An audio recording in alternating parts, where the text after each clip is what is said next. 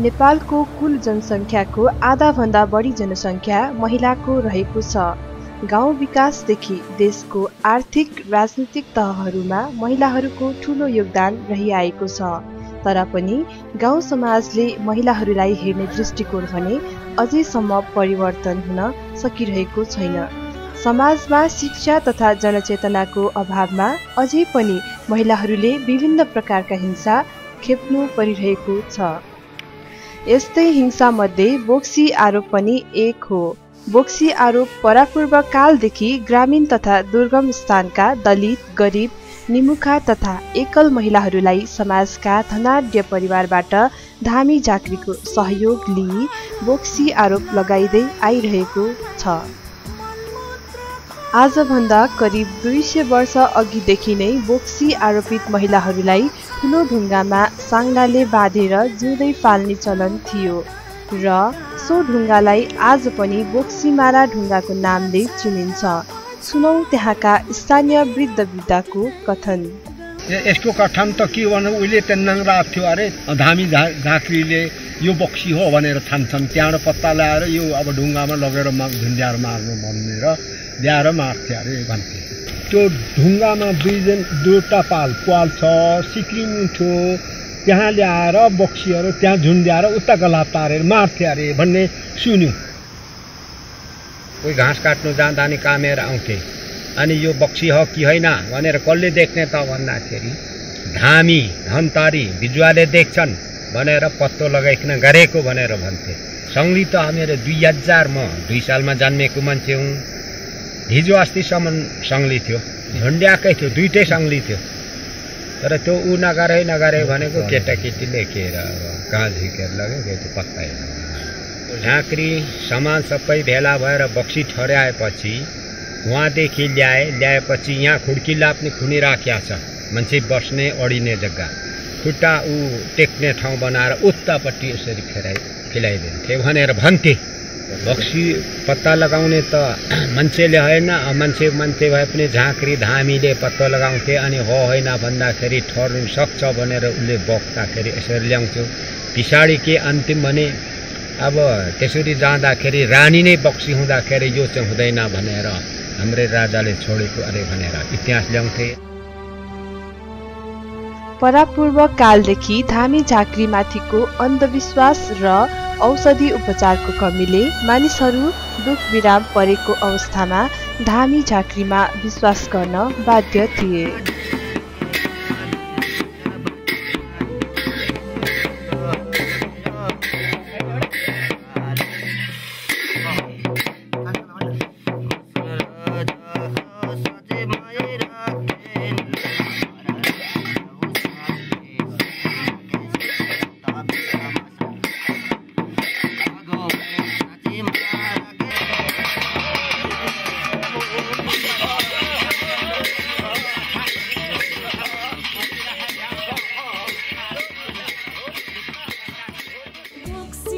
बोक्सी आरोपित हमर्जुङ गाविस तेह्रथुम्की इन्द्रमाया रोक्कालाई गाउँ समाजले दिएको पीडा यसरी व्यक्त गर्नुहुन्छ। 8 जनाको परिवार छौँ होइन, सबै अधुरा छन्। अब आफू पीडित गरी के गर्न नसक्ने, अब मेरो नि हात भाँचिएको छ, श्रीमानको नि हात भाँचिएको छ। अनि अब गाउँमा जाउँ भने त कोही मुख छोप्ने हुन्छ, आफू मुख छोप्न सक्दिनँ, म मनमा अडिँदैन, नजा भन्नुहुन्छ श्रीमान। तर म जान्न, मेरो ठाउँमा बसिरहन्छु, जस्तो मैले भोगिरहन्छु। 9 वर्ष यो थलामा छोरी बाँधेँ मैले, पीडा खप्न नसकेर बाँध्दाखेरि नफुका भन्ने भए, उपचार गर्ने भएन। अब आफ्नो आर्थिक अवस्था पनि थिएन, खोजेर लिएर खाने घर यो घर साथेर त्यो पनि भत्थ्यो। अब यसमा पनि अब यो पानी चुउँदा भर्खर बनायो, त्यो दुलामा डोरी झुन्डाउँदा चाहिँ अडिन्थ्यो, नभए यताबाट नि ठोकाउँथ्यो। मलाई बाँधेस्तै बाँध्नु पर्छ गाडी भन्थ्यो। सरप्प लाग्छ कि भनेर मैले यो उपचार नि पाएँ। उपचार पाउँदा खुसियाली भएर म गएँ। मलाई कोही चाहिएन, मेरो छोरी चाहियो। अझै पनि थुक्दैछन्, तर म तोकेर भन्दिनँ। अझै पनि खास्टाले मुख ओढ्दैछन्, उनीहरूकै भाग्य ओढेका हुन्। म के आखिरी डुँडी पनि छु, छोराछोरी सबै बौलाउने दत्तु लाउने। अब बोक्सी भएकी थिएँ भने यो मेरो देउरानीका छोराछोरी बिचरा उसको नि दुःखै थियो, लडाइदिन्थे, मकै घोगा पनि हगिदिन्थे, बज्या बज्ने भनेर धोयो। कुकुरका छाउरा त एकै ठाउँ मैले यो खाटमा सुताएको मेरो देउरा नि त्यहीँ छ, सोध्ने कुरा जति उसैले। उहाँ भए पनि म खान जान्छु, मेरो ठुली मम्मी भन्छन्, मेरै छोराछोरी जस्तो लाग्छ। त्यो धामीलाई नि खाने बाटो हो नि त, एउटैलाई बोक्सी लाउनु पर्छ म खान्थेँ, त्यसले अलि धेरै दिन्छ भन्ने हुन्छ धामीलाई। तर धामी लाउँदा लाउँदा लाउँदा बरु मान्छे मर्छ, बिमार निको हुँदैन। निको हुन मेरो छोरीलाई 5,000 सकेँ, मेरो सबै यो भए जति साउको घरमा छ धनी पूर्जा, किन निकी भएन र उहाँ लानु पर्यो सरहरूले भन्दा मलाई विश्वास दबाईमा छ, डक्टरमा छ। 22 दिनको सुत्केरी मलाई छुट्टाएको 2 महिना कोदोर मेरो सासले। तर मैले सबै थोक गरेर अहिले शान्ति भएँ। फुर्सद आफू नि सासू हुने बेला भयो, तर सासूले गाममा गएर कोही दिन त भोक लागेको हुन्छ नि त, कसैले दियो हुन्थ्यो, पेट त यो आउँथ्यो भन्ने हुन्छ नि त, हुँदैन र। महिलाको पीडा कति हुन्छ भन्ने त महिलालाई थाहा हुन्छ। अनि एक दिन त गाउँमा बस्यो भने हो फलानी डाँडी त बोक्सी लाग्न हिँड, त्यहाँ गएर खाइ भन्ने। अनि यहाँ आकी यो माइतीले बनाएको नि लडो घर, यो मैले आफू एक्लै बनाएको। त्यसै गरी श्रीजुम गाविसमा बसोबास गर्दै आउनुभएको बोक्सी आरोपित लक्ष्मी माया नेपालीमाथि गाउँ समाजबाट भएको अन्याय यसरी सुनाउनुहुन्छ। त्यहाँ बस्नुले मलाई साह्रै नै थियो, बाहिरभित्र गर्न नि मलाई गाह्रो थियो। तर वरपर चाहिँ त्यहाँ आउँदो यसो हिँड्दा पनि धेरै नै कुरा चाहिँ बुझ्दिनँ, गुनगुन चाहिँ गर्छन्। आँगन एउटै छ, घुर्यानामा जाँदा पनि मलाई भुतभुतै छ, बाटो हिँड्दा पनि भुतभुतै छ। यहाँ आउँदो हिँड्दा डुल्दा पनि मलाई कुनै बारेबाट राम्रो छैन। मेरो छोरो पनि एउटा छ, एउटा छोरो भनेर सबैले हेपे पनि त्यो त अब अँध्यारो थियो। अनि बाहिर यसो तानाङ तुनुङ थियो, बत्ती बालेर बाहिर निक्ले सुत्ने बेलामा भित्र पस्दाखेरि बत्तीले रेटेछ। यो बस्नै नदिने भयो। आफ्नै छोरा भतिजाले भन्नु नि हुँदै हो अनि के गाउँ समाजले होइन, त्यो बोक्सी भनेर खेदे समाजले होइन, आफन्तले लगाएको। पहिली पनि त्यस्तै भएर पछि नानी पाइ, यो पाला नि त्यस्तै भएर उता उठ्न नसक्दाखेरि मलाई बोक्सी लाग्यो। मेरा छोरालाई नि कुटे, त्यो कुट्ने भतिजो मेरो छोरो काका हो, अगाडि उभिएको रहेछ, पछाडिबाट जम्मै कुटेर मेरो छोरो 6 महिना हरालियो। खै बिस्तारै काम गर्न जाँदाखेरि सँगै वरिपरि बसेर खान्छौँ, त्यहीँलाई बोक्सी लाग्दिनँ। जहाँनिर मेरो श्रीमान ढले त्यहीँदेखि मलाई हेपेकै हो। छोरो बडो बुहारी ल्याएँ, नाति नातिना भएपछि बोक्सी जन्मिए। गरिब किनी कमजोरीमा, धन किनी कमजोरी। हजुर एक बदल माटी तेल टाकादेखि खनेर एउटा कलाइका काँटीले तलबाट लगाइदिन्छ आगो भन्ने पनि छन्, कति छन् तर लाउन सकेन। मलाई त्यतिसम्म गरेको हो। म बोक्सी थिएँ, जान्दा थिएँ, बुझ्दा थिएँ भने मेरा नाति नातिना नि म मार्थेँ। गाउँघर त मान्छे नि मार्थेँ होला, बस्तु भाउ पनि मार्थेँ होला। यो बोक्सी भनेको क्या हो? पस्तालाई बोक्सी भन्छन्, पस्ताले के गर्छन् त्यो भन्नेले जान्दछ, हामी जान्दैनौँ। नेपालमा बोक्सी आरोप सम्बन्धी कुनै खास कानुन नभए तापनि बोक्सी लगाउने माथि के कस्ता दण्ड तथा सजायको व्यवस्था गरिएको छ त? यसो भन्नुहुन्छ कानुनविद। बोक्सी सम्बन्धीको आरोपलाई चाहिँ पहिले चाहिँ मुलुकी ऐनमा व्यवस्था पनि थिएन। खास गरी भन्नुपर्दाखेरि अहिले चाहिँ यो मुलुकी ऐनलाई 2063 सालमा चाहिँ संशोधन गरेर अहिले बोक्सीको आरोपलाई चाहिँ अलि जघन्य अपराध मानेको छ र सरकारवादी भएर चल्ने मुद्दाको रूपमा सरकारी मुद्दा सम्बन्धी ऐनको अनुसूची 1 मा समावेश गरेको छ यस मुद्दालाई। र यो बोक्सीको आरोपमा चाहिँ उजुरी पर्यो भनेदेखि कम्तीमा पनि 3 महिनादेखि 2 वर्षसम्म बनाएको हो। जरिमानाको हकमा चाहिँ 5,000 रुपियाँदेखि 25,000 रुपियाँसम्म जरिमाना हुने चाहिँ नेपाल कानुन व्यवस्था गरेको छ। कैद सजाय र जरिमाना समेत गरेर दुईटै सजाय पनि हुन सक्ने अथवा कैदै मात्रै पनि हुन सक्ने र जरिमाना मात्रै पनि हुन सक्ने गरी चाहिँ अहिले कानुनको व्यवस्था छ।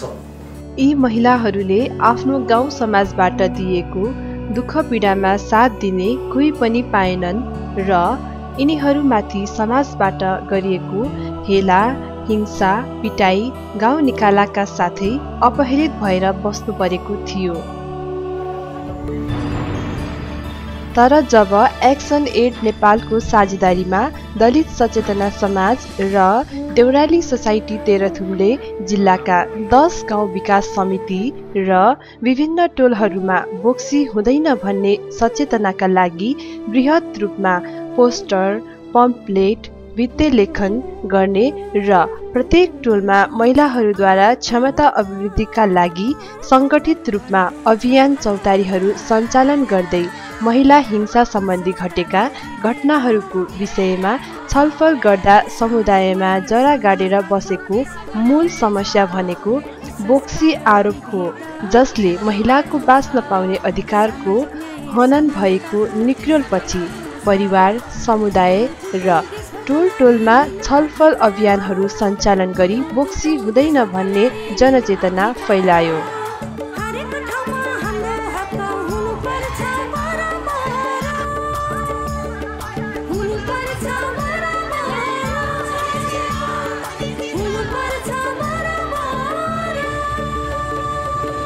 रिफ्लेक्ट छलफल अभियानहरूमा सहभागी सोही ठाउँका ग्रामीण महिला तथा पुरुषहरू के भन्छन् बोक्सी आरोप सम्बन्धमा?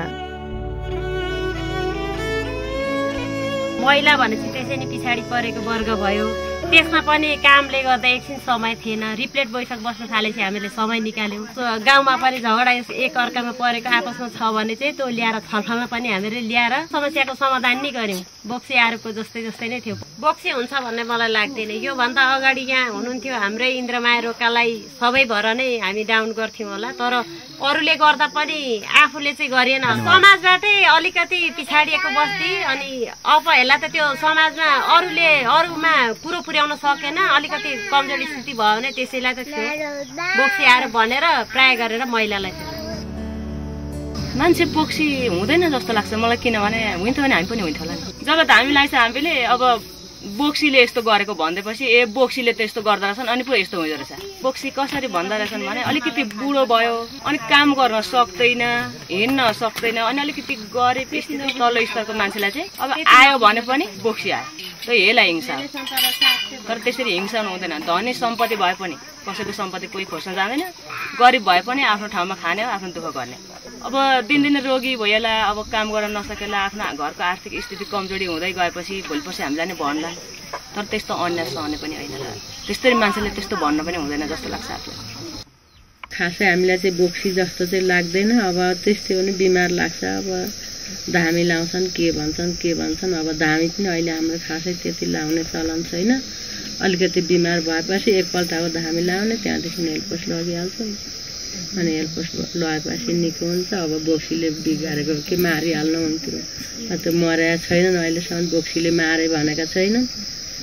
अब हामीलाई चाहिँ खासै त्यस्तो सङ्ख्यात लाग्दैन।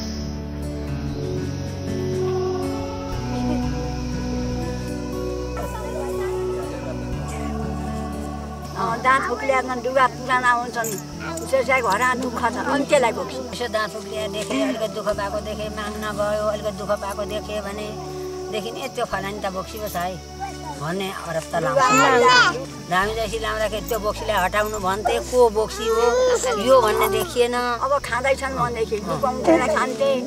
अब बाल्टीमा भुसी दिनु गाई दिनु गयो भने बाल्टी लुकाउने त्यस्तै थियो उहिले। अब जानेको छ थिएन है त्यो बोक्सी भने फेरि आरोप लगाएको। यो एउटा अहिले आएर एउटा आडम्बर र एउटा कन्जर्भेटिभ कुरा हो होइन। त्यसले गर्दाखेरि खासै मैले बोक्सी चाहिँ अनुभव पनि गरेको छु, देखेको पनि छु। सामान्य अब गाउँघरमा बोक्सी हुन्छन् भन्ने कुरा चाहिँ सुन्नमा आएको छ।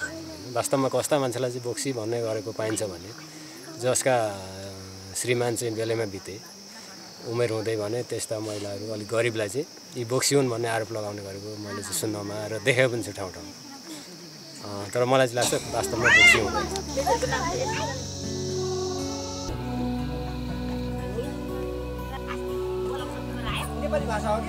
बोक्सी छैन, बोक्सी लाग्दैन भने आफ्नो दुख बिमारले हुन्छ बिमार होइन, बोक्सी कसरी लाउनु?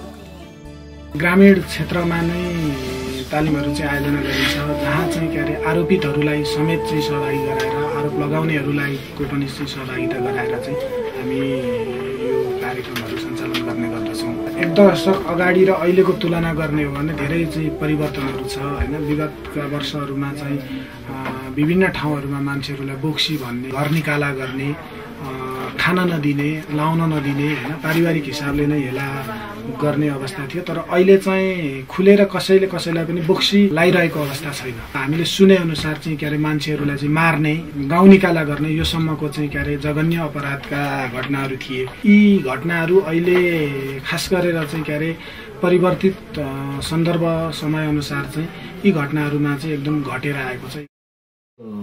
जुन बोक्सी भनेर जसले गाउँठाउँमा कुरा गरिन्छ, गर्दै आइएको छ होइन, अनि बोक्सीको आरोप लगाइन्छ, त्यसबारेमा चाहिँ हामीले विगतमा त्यो सामाजिक आन्दोलनको विषयहरू जोड्दै जाँदाखेरि यो केही पनि होइन है, खालि यो बोक्सी भन्ने कुरा चाहिँ एउटा मानिसहरूको चाहिँ चेतनाको कमीको कारणले गर्दाखेरि गरिब दुखीहरू जो चाहिँ समाजमा अलिकति आर्थिक रूपले सामाजिक रूपले पछि परेका मान्छेहरू हुन्छन् शैक्षिक रूपले, त्यस्ता मान्छेहरूलाई मिथ्या आरोप लगाउने एउटा चिज हो। आखिर मान्छे चाहिँ सबै एउटै हो, कोही पनि फरक हुँदैन भन्ने ढङ्गले हामीले जब त्यो तल टोल बस्तीहरूमा अभियान चौतारीहरू मार्फत जुन हामीले छलफलहरू चलायौँ, जसको कारणले गर्दाखेरि कतिपय ठाउँहरूमा मान्छेहरूलाई चाहिँ बोक्सी भनेर जुन किसिमको धेरै दृष्टिकोण हेरिन्थ्यो ती दृष्टिकोणहरू अलिक परिवर्तन हुँदै आएका छन्।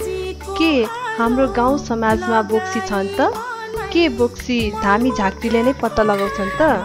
स्थानीय धामीहरू यसो भन्नुहुन्छ। हामीले बोक्सी हुन्छ भन्न सक्दैनौँ। बोक्सी भन्ने चाहिँ अब कहाँ हुन्छ, कसरी हुन्छ यो हामीलाई पनि थाहा छैन। अब उहिले अब सत्ययुगमा चाहिँ अब बोक्सी र धामी छ भन्ने कुरा चाहिँ गर्थे, तर हामीसँग अहिलेसम्म त्यस्तो देखा परेको छैन। हामी बोक्सी छ भन्न सक्दैनौँ। 79मा हिँड्दैछु, 17 वर्षको उमेरदेखि यो काम गरेको। महादेव भनेको धामी हुन्, गोरपद भनेका बोक्सी हुन्, तर भन्छन् हाम्रा सामनेमा छैन।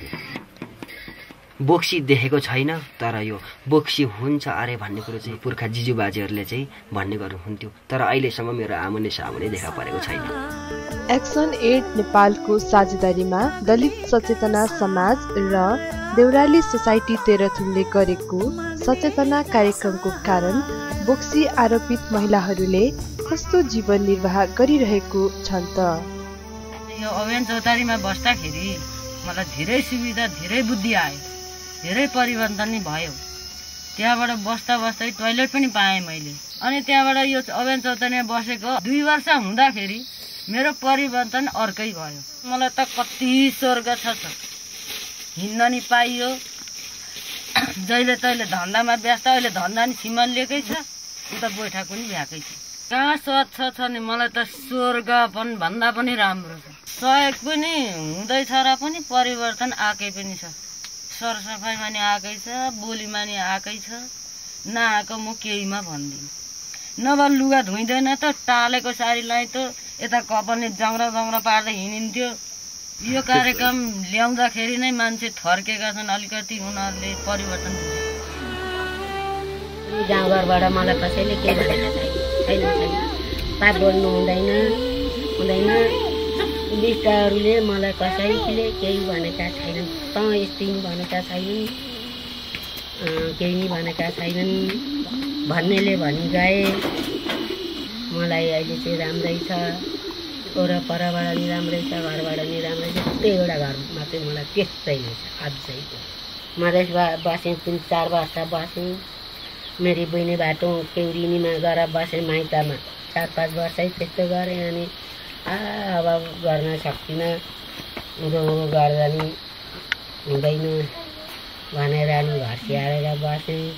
उहाँहरूले साह्रै राम्रो सहयोग गर्नुभयो, साह्रै राम्रो। त्यहाँदेखि चाहिँ त अलिकति टुङ्गो लाग्यो त। त्योभन्दा अगाडि त त्यस्तै थियो नि।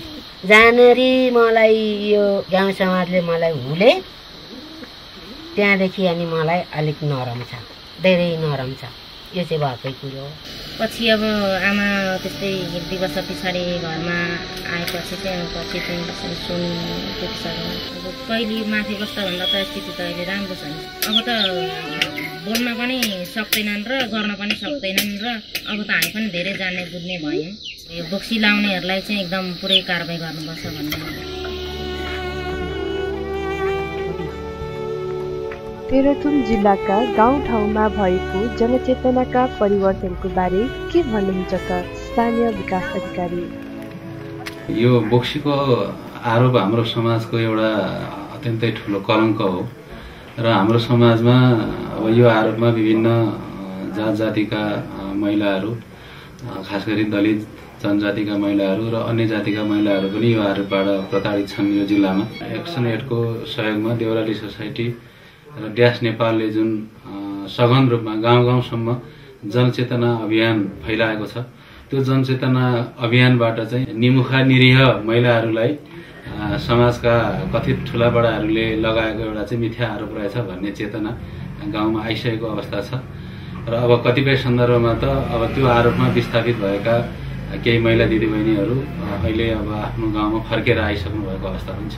यो बोक्सीको आरोपको समस्या चाहिँ खास गरी पहाडमा भन्दा तराईमा अत्यन्तै बढी मात्रामा छ र त्यहाँ चाहिँ अहिले पनि अब मलमूत्र खुवाउनेसम्मका हरकतहरू भएको अवस्था देखिन्छ। त्यसका तुलनामा पहाडमा त्यति धेरै समस्याको रूपमा छैन। तथापि यो बोक्सीको आरोप चाहिँ कस्ता मानिसहरूलाई चलाउने गरिएको छ भने खास गरी गरिब, दलित अनि जनजातिको निमुखा असहाय महिलाहरू, क्षेत्री बाहुन जातको महिलाहरू भयो भने पनि जो दुखी छ, जो दरिद्री छ, जसको चाहिँ अब अलिकति गार्जेनसिप छैन, त्यस्तो खालको महिलाहरूलाई चाहिँ हेपेर यो बोक्सी हो भनेर भन्ने र विभिन्न किसिमले यातना दिने गरेको चाहिँ समाजमा पाइएको छ। बोक्सी आरोप पनि एउटा महिलामाथि हुने हिंसाको रूपमा हामीले लिएका छौँ। बोक्सी आरोप सम्बन्धी हिंसाको अभियानको कुरा गर्दाखेरि एक्सन एडले पूर्वाञ्चल क्षेत्रमा चाहिँ साझेदार संस्थाहरूसँग मिलेर 8वटा जिल्लामा यो बोक्सी आरोप सम्बन्धी अभियान चाहिँ 2011बाट सुरु गरेको। यो बोक्सी आरोप लगाउने चाहिँ महिलामाथि हुने हिंसा भनेर अभियान चलायौँ र यो अभियान गर्ने क्रममा उद्देश्य चाहिँ दुईटा थियो। एउटा उद्देश्य भनेको चाहिँ गाउँ स्तरमा यसले चाहिँ बोक्सी भन्ने कुरा हुँदैन र यो आरोप लगाउनु भनेको जघन्य अपराध हो भन्ने खालको कुरा। दोस्रो उद्देश्य भनेको चाहिँ गाउँ लेभलमा चाहिँ एउटा पोलिसी वर्क गर्ने, नीति माथि पनि काम गर्ने भन्ने खालको कुरा हो। किनभने बोक्सी आरोप लगाउने अपराध हो भन्ने खालको कुराहरू त गर्छौँ, तर ती आरोप लगाइसकेपछि कस्ता खालका सजायहरू हुन्छ, कस्ता खालको सजायहरू पाउँछ भन्ने खालको कुराहरू थाहा नहुन सक्छ र हामीले अहिले नेपालमा बोक्सी आरोप लगाउँदाखेरि त्यस्तो खालको सजाय भइहाल्ने, त्यस्तो खालको नीतिहरू पनि नभएको हुँदा हामीले चाहिँ ग्रास रुट लेभलबाट नै एउटा पोलिसी वर्क गरौँ र एउटा विधेयक बनेको छ। त्यो विधेयक पनि एउटा मस्यौदाको रूपमा छ, ड्राफ्ट बिल भन्छ। त्यो ड्राफ्ट बिललाई पनि पास गर्ने, जसले बोक्सी आरोप लगाउँछ उसलाई कडाभन्दा कडा सजाय दिने भन्ने खालको दुईवटा उद्देश्य अनुरूप चाहिँ हामीले यो अभियान गऱ्यौँ र त्यो सचेतना एक खालको बढिसकेपछि विभिन्न खालको यस्तो हुनु हुँदैन भनेर जुन ड्राफ्ट बिललाई छलफल गरेर त्यसलाई पास गर्नको लागि पोलिसी वर्कहरूको लागि चाहिँ एडभोकेसी गर्ने भन्ने खालको कुराहरू रिफ्लेक्ट सर्कलबाट सुरु भएर त्यो अभियान चाहिँ हाम्रो जिल्ला प्रशासन कार्यालयसम्म चाहिँ रह्यो।